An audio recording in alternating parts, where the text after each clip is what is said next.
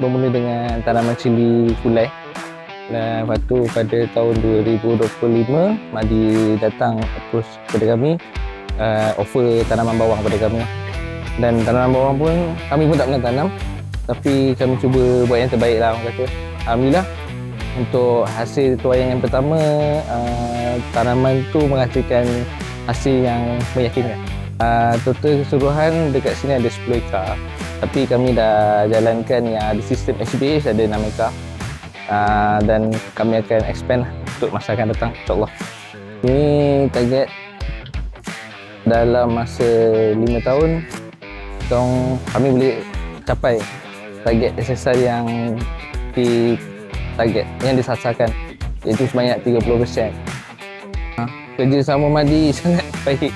Diorang support dari segala aspek, pemantauan, report, data, bantuan, imbuhan, semua ada.